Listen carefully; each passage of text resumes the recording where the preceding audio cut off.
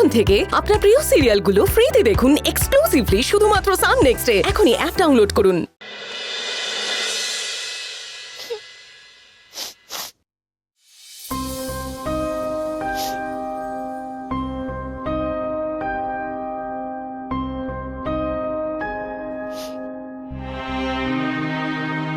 তোজো, এদিকে এসো।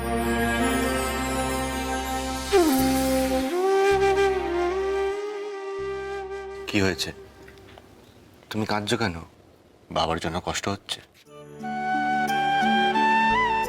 তোজো, বাবা তো এখন ভালো হয়ে গেছে। বাবা তো বলল এবার থেকে তোমার সব দায়িত্ব আমার। তাহলে তুমি কাঁদছো কেন? কি হয়েছে বলো? আমার ভয় করছে। ভয় করছে? বুঝতে পেরেছি, স্কুলের হোমওয়ার্ক হয়নি তাই তো? আগের বাবা আমাদের বাড়িতে এলো, আবার কিছু হবে না তো?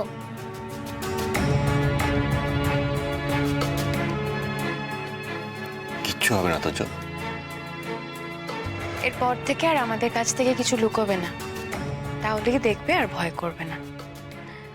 এরপর থেকে স্কুলে কিছু হোক বা রাস্তাঘাটে কিছু হলেও সবার আগে বাড়িতে এসে আমাদেরকে জানাবে, মনে থাকবে? তোমরা তো এখনো ছোট, ভালো আর খারাপটা বোঝার বয়স এখনো তোমাদের হয়নি। ওটা আমরা বেশি ভালো বুঝি। তাই এরপর থেকে যাই হোক না কেন কিচ্ছু লুকোবে না, মনে থাকবে তো? Good boy. আচ্ছা, আমার কথা মন দিয়ে শোনো। কাল থেকে কিন্তু আমি কাজে ব্যস্ত হয়ে যাব অফিসে, তাই বাড়িতে একটু কম থাকবো। তুমি কিন্তু মায়ের কথা শুনে চলবে, মা যা বলবে সেটা শুনবে, ঠিক আছে? চলো, আর ভয় পেতে হবে না, ঘরে চলো। চলো। এসো।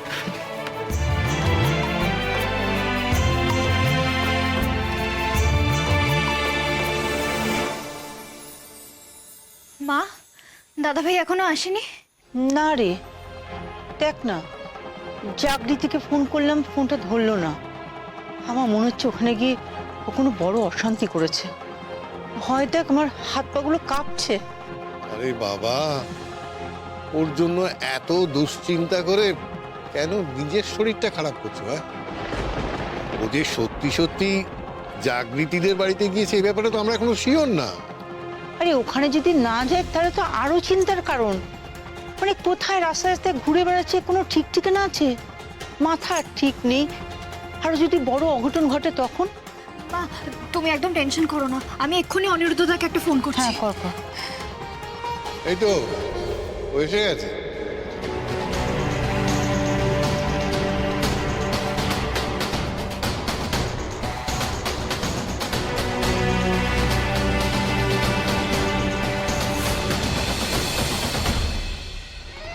বাবা রে বাবা, আমরা তো এই কটা দিন এই বাড়িতে ছিলাম না, তার মধ্যে এত কাণ্ড ঘটে গেল, ভাবা যায়?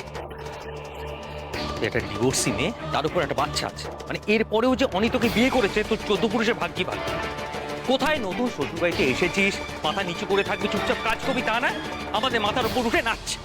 আরে বাবা, তুমি এসব মেয়েদের চেনো না, এরা তো জাদু জানে। হ্যাঁ, জাদু জানে, মানে যেটাকে বলে না কালা জাদু। এরা কালা জাদু করতে ওস্তাদ বর্দি। হ্যাঁ, অনেকে তো ওই কালা জাদু করে পুরো বশ করে দিয়েছে। এরপর বাবাকে, দীপাকে, বাড়ির সবাইকে বশ করেই ছাড়বে। তো আমাকে পারেনি দাদা ভাই, ভিজে বিড়াল, তাই যদি আমার বউ হতো না, ওকে আমি টাইট দিয়ে দিতাম। থাম তুই, টাইট দিয়ে দিতাম? নিজের বউকে তো নিজের হাতে রাখতেই পারলি না, সঠিক পথেও আনতে পারলি না। অন্যের বউয়ের বেলা ও টাইট দিয়ে দিত। ঈশা ঈশা করে পাগল হয়ে যাচ্ছিস, ওই বউ তো বাড়ি ছেড়ে চলে গেল।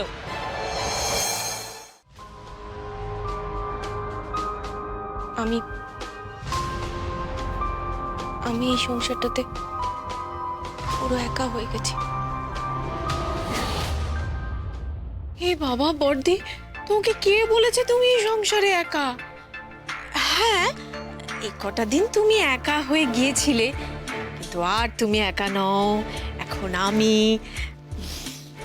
তোমার দেওর, আমরা দুজন চলে এসেছি বর্দি। তোমাদের কোনো ঠিক ঠিকানা আছে নাকি সৌমি? আবার কোন দিন কোন হুজুক উঠবে, বাড়ি ছেড়ে চলে যাবে। আর যাব না, সত্যি বলছি বর্দি। এই আমি তোমার গা ছুঁয়ে কথা দিলুম, আর আমরা কোথাও যাব না তোমায় ছেড়ে। বর্দি, এরপর তুমি আর আমি, আমরা দুজনে মিলে ওই জাগৃতিকে জব্দ করেই ছাড়ব। শুধু শুধু একটা সুযোগ আমাদের চাই। আমি বলছি ওই যে জাগৃতি সুযোগ তো তৈরি করে দিয়েছে। কি সুযোগ সন্দীপ? দেখো বৌদি, ওই যে জাগৃতি মানে ওর আগের পরের প্রতি না এখনো দরদ আছে। মানে ওই যে প্রীতম চলে যেতে চেয়েছিল, কিন্তু জাগৃতি কিভাবে ওই চিকিৎসার নাম করে আটকালো বলতো? কেন আটকালো বলতো? হ্যাঁ,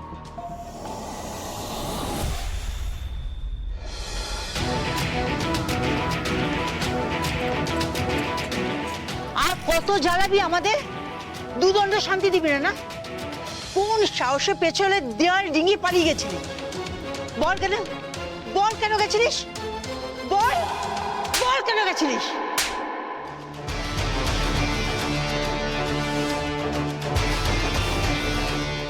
জাগৃতিদের বাড়ি। তুই আবার ওদের বাড়িতে গেছিলি? তোর লজ্জা ঘৃণা কি কিচ্ছু নেই রে দাদা ভাই? কেন গেছিলিস? বল, বল। ক্ষমা চাইতে।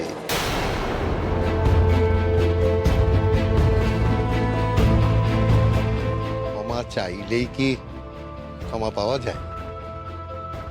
না রে, তুই ক্ষমার অযোগ্য। হ্যাঁ, তোকে কেউ কোনোদিন ক্ষমা করবে না, এমনকি ঈশ্বরও না। তাহলে বোধহয় ওরা কেউ বা ঈশ্বরের মধ্যে পড়ে না। মানে মানে ওরা দুজনেই আমায় ক্ষমা করে দিয়েছে বাবা।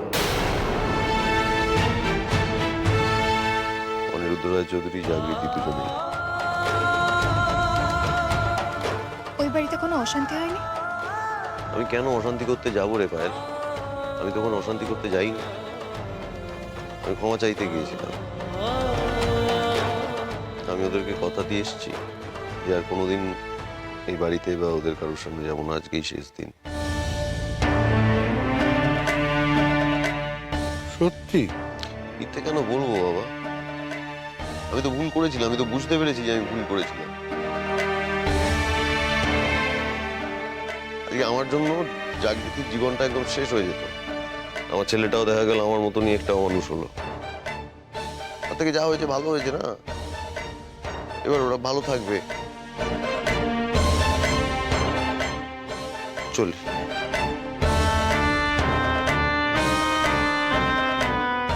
আর একটা ভালো কথা বলছি যে জাগৃতিরা আমাকে বলেছে একটা মাথার ডাক্তার দেখাতে।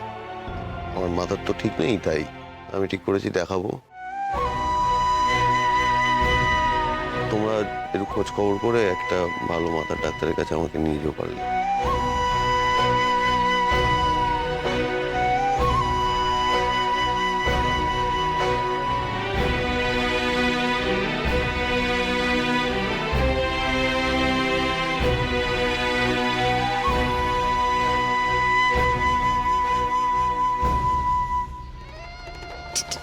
ঠিক বলেছে কিন্তু বর্দি, তোমার দেওর একদম খাঁটি কথা বলেছে।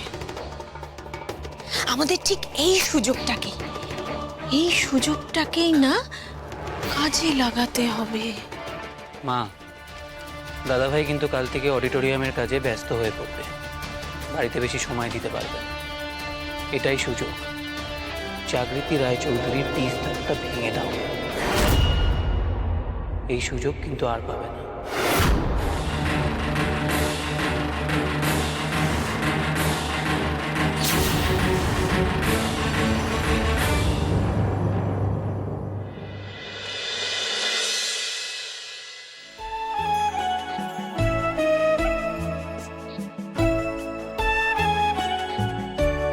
টিফিনটা রেডি করে দিলাম, যতই কাজের ব্যস্ততার মধ্যে থাকুন না কেন মনে করে খেয়ে নেবেন, ভুলে যাবেন না। পূর্ব কি করে 1:30 বাজতে না বাজতেই আপনার ফোন আসবে, আপনি বলবেন খেয়েছেন কিনা, না খেলে কখন খাবেন, না খেলে কিন্তু আবার পদজমা হবে, অ্যাসিডিটি হবে, আর কি সব যেন হবে, এসবই তো বলবেন, তাই না? অবশ্যই বলবো, কেন বলবো না। ঘরের মানুষ বাইরে গেলে তো চিন্তা হবেই। ঠিক ঠিক তেমনই ঘরের মানুষ ঘরে থাকলেও যে মানুষটা বাইরে থাকে তারও চিন্তা হয়, স্পেশালি কালকের পর। কালকে বাড়িতে যা হলো ঠিক হয়নি। আমার কি মনে হয় জানেন, প্রীতমকে বাড়িতে আসতে দেওয়া, ওর সাথে আমাদের কথা বলা, মা সেটা ঠিকভাবে নেননি।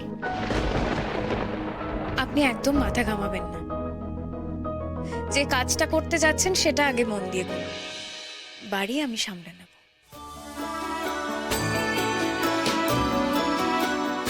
সে তো আপনি সামনে নেবেন, আপনার উপর ভরসা আছে বলে তো আমি এই কাজটা নিয়েছি।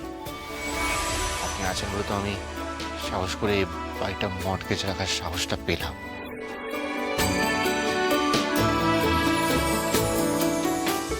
সব ভালোভাবেই হবে, দেখবেন। আপনার কাছে শুধু একটা রিকোয়েস্ট, আপনি টেনশনে ভুগবেন না, ব্যাস। আর একটা জিনিস মনে রাখবেন যে শুধু আমার নয়, দাদুর কনফিডেন্সও কিন্তু আপনার উপর আছে। আর তাছাড়া কুণাল বাবুও তো বলেছেন যে সব রকম হেল্প করতে রাজি। তাহলে আর চিন্তা কিসের? আপনি তাড়াতাড়ি এবার নিচে আসুন, খেয়ে নিতে হবে, তাড়াতাড়ি আসুন। আর শুনুন, আবার কি বলছি বেরোবার আগে আমাকে একবার আপনি উইশ করবেন না? ওমা, করবো না কেন, অবশ্যই করবো, বেরোবার সময় করে দেবো। বেরোবার সময় করবেন? হ্যাঁ। তাই তো, বেরোবার সময় তো করবেন।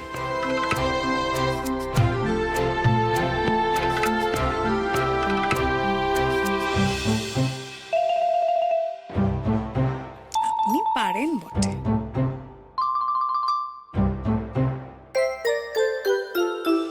Best of luck. Thank you.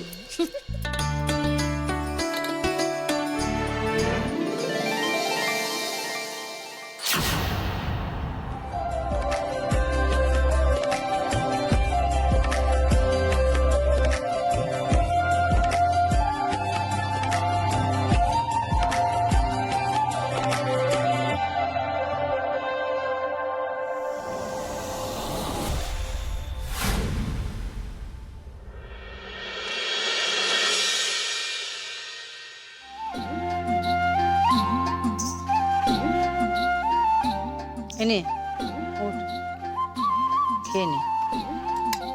এনে হুম। আমি বলি কি,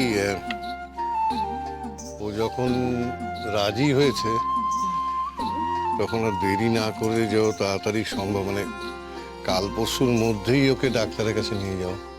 না বাবা, পরশু না, দাদাভাইকে আমি কালই ডক্টরের কাছে নিয়ে যাব। আর আমি অলরেডি ডক্টরের সাথে অ্যাপয়েন্টমেন্টও করে নিয়েছি। মানে কোথায় দেখাবি, ভালো করে খোঁজ খবর নিয়েছিস তো? হ্যাঁ মা, আমি অনলাইনে সবকিছু ভালো করে খোঁজ খবর নিয়েই নিয়েছি। ওই রাজারহাটের ওখানে একটা মেন্টাল হেলথ ক্লিনিক আছে না, ওখানে দেখলাম বেশ রেটিংটাও ভালো, আর ভালো ভালো সাইকিয়াট্রিস্ট কাউন্সিলররাও বসেন। তবে খুব একটা খরচও বেশি নয়, জানো তো। বেশ তো, তাহলে কালই নিয়ে যা। হুম বাবা, নিয়ে যাব।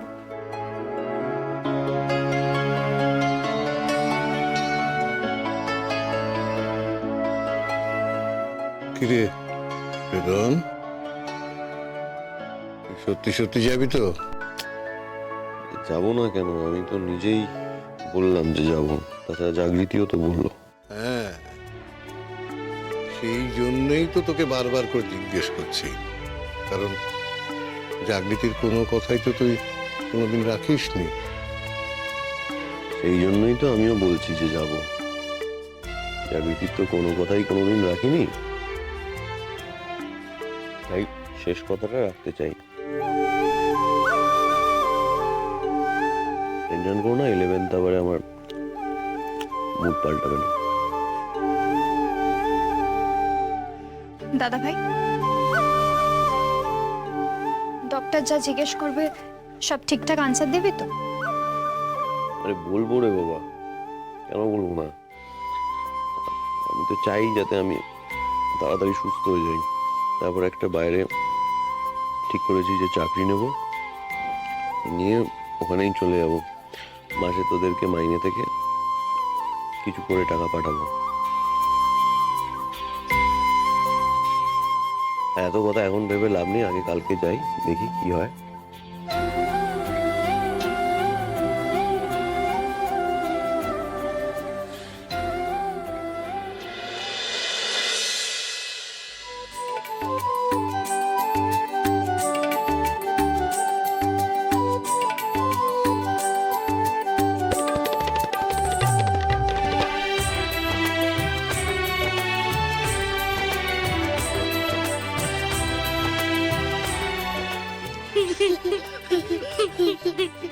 থাক থাক থাক।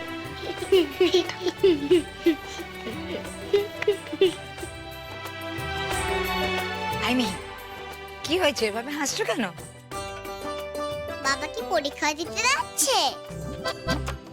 আমি আর তোজোয়াদা যখন স্কুলে পরীক্ষা দিতে যাই তখন মা আমাদের বইয়ে টিপ পরিয়ে দেয়।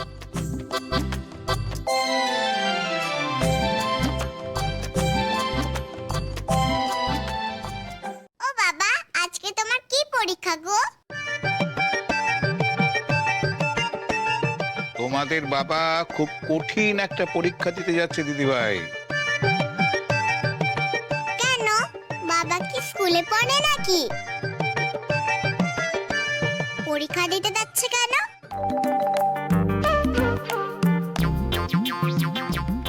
এখন তোমার শুধু পরীক্ষার দিনে স্কুলে পরীক্ষা হয়, বড় হলে দেখবে রোজ কোনো না কোনো পরীক্ষা দিতে হচ্ছে। পড়াশোনা শেষ হয়ে যাওয়া পরেও পরীক্ষা দিতে হবে? দাদু ভাই, আমাদের স্কুল শেষ হয়, কলেজ শেষ হয়, কিন্তু পড়াশোনা কি কখনো শেষ হয়? পড়াশোনা চলতেই থাকে, আর পরীক্ষাও চলতে থাকে। কিন্তু বাবা তো পড়াশোনাই করেনি। ও বাবা, তুমি পাস করবে তো? পড়েছে পড়েছে, পড়াশোনা না করলে কেউ কি পাস করে? পড়াশোনা করতে হয়, তার সাথে মায়ের আশীর্বাদ নিয়েও পরীক্ষা দিতে যেতে হয়। তাহলে দেখবে সবাই সব পরীক্ষায় ভালো নম্বর নিয়ে পাস করে।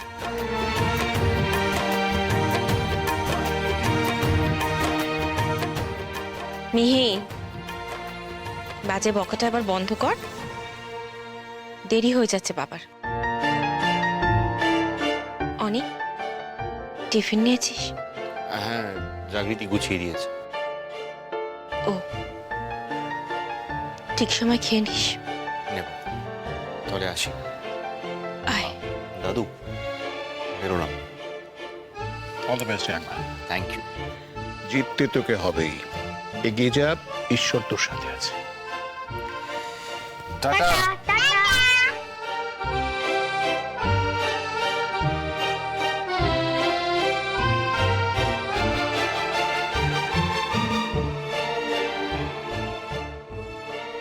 আসি। সাবধানে যাবেন।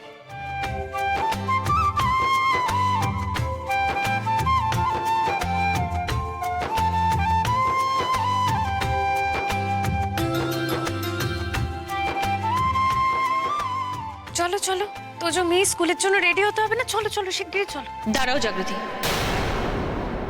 মিহিমা, তুমি তোজো দাদাকে নিয়ে একটু ওপরে যাও তো, খেলা করো। জাগৃতি, তোমার সাথে আমার দুটো কথা আছে। কি হলো? যাও মিহিমা। আমি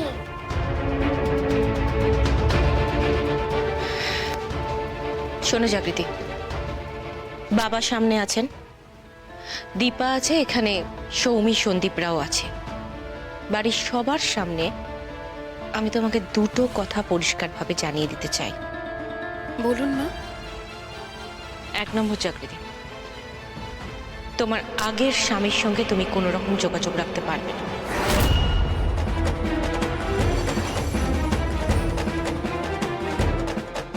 মা, সেটা তো প্রীতম নিজেই বলে গেছেন, ও নিজে থেকেই আর যোগাযোগ রাখবে না।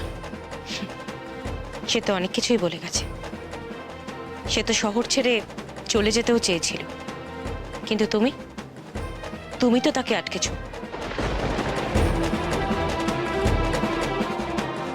হ্যাঁ, আটকেছে তার কারণ ওর ভালোর জন্য। কিসের ভালোর জন্য? মানে ওই প্রীতমের সাথে তো জাগৃতির কোনো সম্পর্ক নেই, তাহলে ওর ভালো মন্দ বিচার করে কি হবে? আমার মন বলেছে কাকামণি, আমার মনুষ্যত্ব বোধ বলেছে।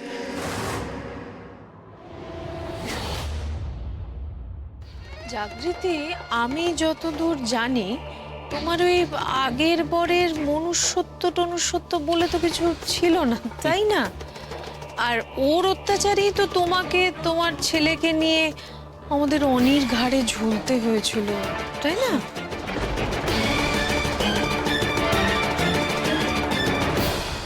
তো সেই ছেলের ওপর তোমার এত দরদ কিসের জাগৃতি?